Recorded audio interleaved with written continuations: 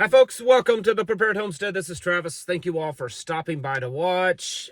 Beautiful day.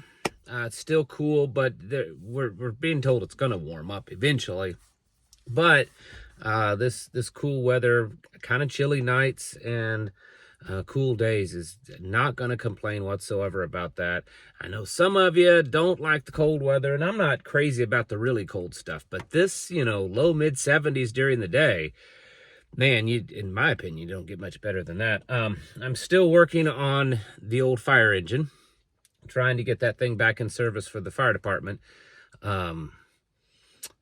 It is it's a 35-year-old truck. It's been setting for 7 years, and the brake system was in bad shape. And every time I replace or get to where I'm replacing something, then you discover that, well, this needs replaced. Oh, and this is bad. And, oh, I got to do this. So by the time I get done, it's going to have a completely new brake system just about.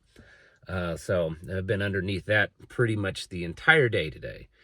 So the story coming out about Springfield, Ohio, that's where the Biden administration dropped off 20,000 illegal Haitians there in a town of 60,000. So it's, that's a considerable amount of influx. I don't know if you can wrap your head around that, but that's a massive amount of people to be just dropped off. Anyways, so that's the town that's getting a lot of the stories of, cats missing and ducks missing and being eaten. There's stories coming out from other places too, but that's where a big bulk of them are coming from. Well, tragically, there's been another story out of that same city that a young boy was on his way to school, walking to school, and a Haitian illegal attacked and murdered him. So it's not just cats and ducks and geese and stuff that they are after. This problem it's astronomical. And I know that everyone's focused on Springfield, Ohio, because the numbers are so out of balance and everything, but you've got to understand that the Biden administration admitted to bringing in 318,000 Haitians, 318,000. So where are the other 298,000 at? And that's the ones that they admitted to. I mean, who knows how many actually made it in? That's the ones that they flew in with your tax dollars. So there's 298,000 somewhere else in this country. And of course, the news media's already started on it, and the far left liberals are saying that, well, it's because they have dark skin that you feel this way, that this is all lies, that they're not doing this. It's not that bad there, even though just a few months ago, before this was big news, the mayor and the city manager of Springfield, Ohio, was on Fox News talking about this problem and saying that the city will collapse. They said the city will go bankrupt and completely collapse. Government is going to collapse there if they do not get some help, because they are so overburdened that there's no possible way, no light at the end of the tunnel, that they can get out of this, that they can fix this on their own. That the burden is way, way too high for the city, for the police, for the emergency services, healthcare, sanitation, and just the taxpayer, the burden on the taxpayer. It's not happening. And so things are getting pretty, dark there. But again, I need to remind you that there were 318,000 that the Biden administration admitted to shipping here. Tens of millions of other illegals. And so, this problem is gonna just keep spiraling. In other news, shifting and going overseas, Latvia and Romania are saying that Russian suicide drones entered their airspace. It's possible that one of the drones landed in Latvia. These are NATO countries. It's just heating things up. NATO says that they believe that Russia will shoot a nuclear weapon into space and detonate it and cause a big EMP.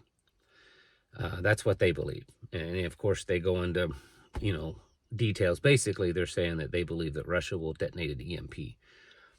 I mean, I don't know. I don't know the science of detonating it in Europe, because Europe and Russia, they're touching each other.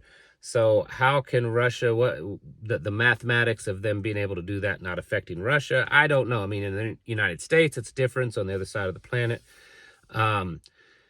But things are heating up there too, considerably, all the time. Russia says that they're not going to stop until the entire Ukrainian army is completely collapsed and it's done. And they're not interested in any kind of peaceful negotiations or ceasefire until Ukraine surrenders. The United Nations said today that they predicted that the future for the planet is a dystopian future. Yeah, dystopian future. Not that that's too surprising. I think we all already assume that that's probably the case. When you consider pandemics, when you consider government, technology, AI, just the evilness that is spread, people around the world, governments, people, churches, everywhere turning their back on God. Yeah, dystopian's probably pretty accurate, but I'm sure that the United Nations and all the elitists will have a big part to play into making it a dystopian future, because the worse things are, the more the people need them, right?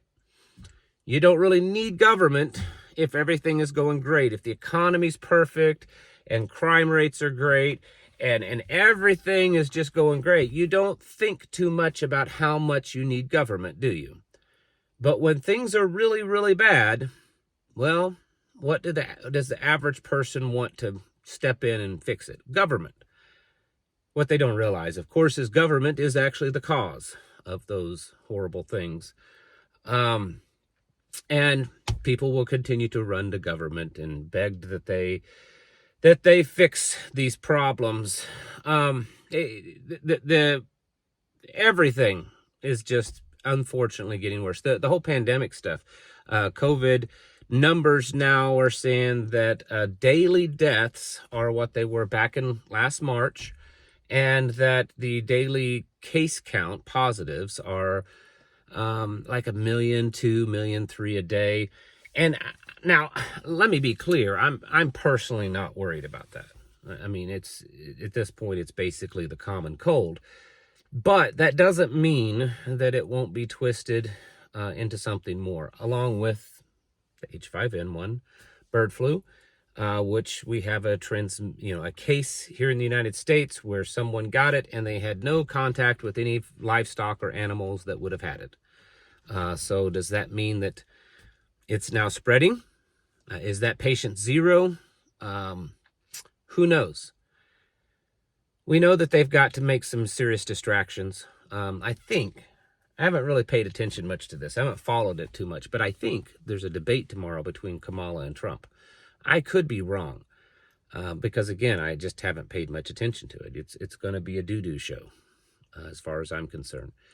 But they've got to get people distracted. They've got to shake things up. They've got to make it seem awful.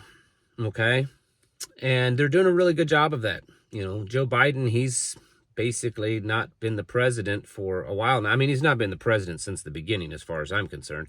But realistically, at least since the Biden and Trump debate, when that happened, he just everyone turned against him and he started disappearing.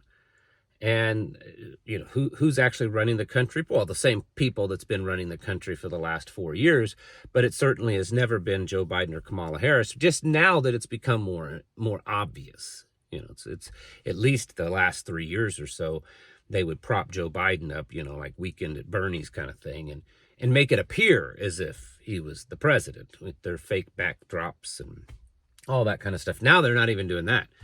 You occasionally get a picture of some guy that looks like Joe Biden on the beach.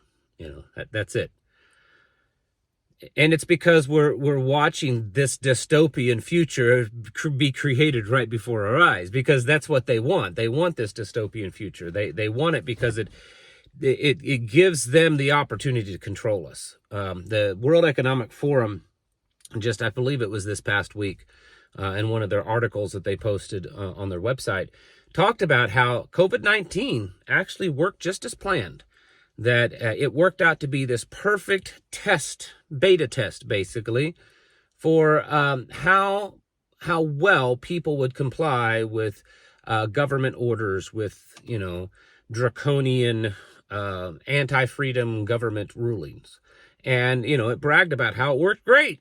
It proved that, you know, in times of emergency, that people will pull together and, you know, allow the government to put its boot on their neck. Which is also just what all of us had been saying for, well, since the beginning of the pandemic. All of this kind of stuff just is, it's like a roadmap, folks. And all of these things that are happening are pointing to the same direction. And that same direction is everything's falling apart, right? You and I may not be able to stop that.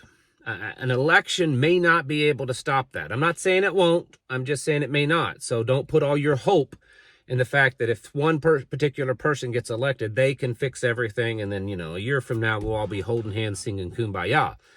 Don't do that. Keep preparing. Remember that your safety, your security, your future, your life is in your hands and in the Father's hands.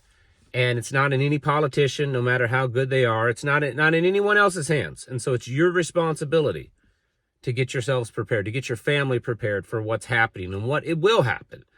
What are you going to do if you wake up and your town is turned into Springfield, Ohio?